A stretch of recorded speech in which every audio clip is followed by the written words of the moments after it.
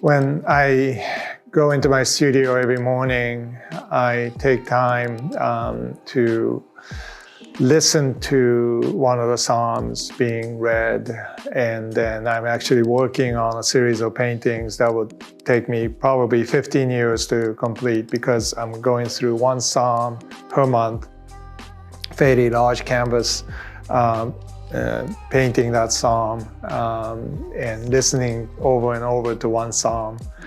And the reason why I do that is to slow down and to reflect on my journey as an artist from a perspective of creating time differently, and understanding that what I do, if it's going to be enduring in any way, will have to be tapped into this time of eternal time, rather than time that is flashing by before us.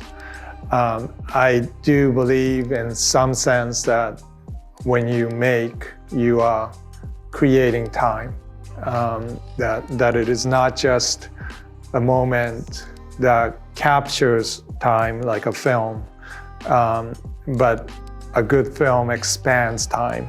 I have to be able to be present, fully present. I have to be able to listen to my own work, to have the work dictate where it wants to go.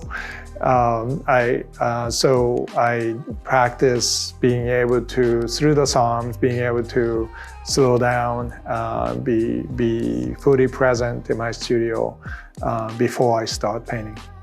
I think the spiritual practices that have really kind of nourished the longevity of my faith, two come to mind. The first is the church calendar, the liturgical calendar is, I know that might sound abstract and sort of not personal, but for me, it frames my life and time in a way that I think is an important resistance to the academic calendar. You know, there's a churn of the academic calendar, which is a whole way of organizing a life.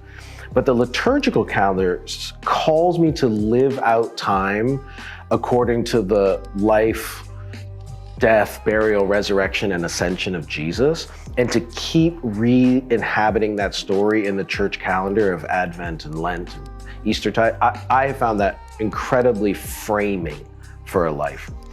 The other practice is, this is not a spiritual discipline you will find in Dallas Willard, but it is a little practice that we and another couple have called Wednesday night wine. So I think for 18 years now, a colleague, a dear friend who's a sociologist at my institution, as couples, we get together every Wednesday night, we share just one bottle of wine, and we live life together. We have a journal.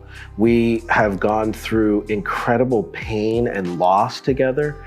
We have celebrated victories and joys together. And it's that weekly check-in to a friendship that I think has sustained us. It's been like a table in the wilderness. And I think the disciplines of friendship are just so crucial to a flourishing life. This practice of friendship is really a practice of mutual vulnerability. We have to kind of like make ourselves available to one another. And it's mourning with those who mourn and rejoicing with those who rejoice. And so we kind of like check in with each other. Where are you at? How's it going? Sometimes it's very obvious. Sometimes there's been a tragedy that we're all grappling with, or there's, something has gone wrong with one of our kids and we're just trying to figure that out, or we're frustrated with church. And this is our sort of sanctuary in the midst of those seasons. So it's just this it's the appointment that's a given in our life, so that this friendship isn't voluntary almost. This friendship is something we need, like a meal. And the givenness of it, I think, has been a huge gift. So it's not just up to how we feel.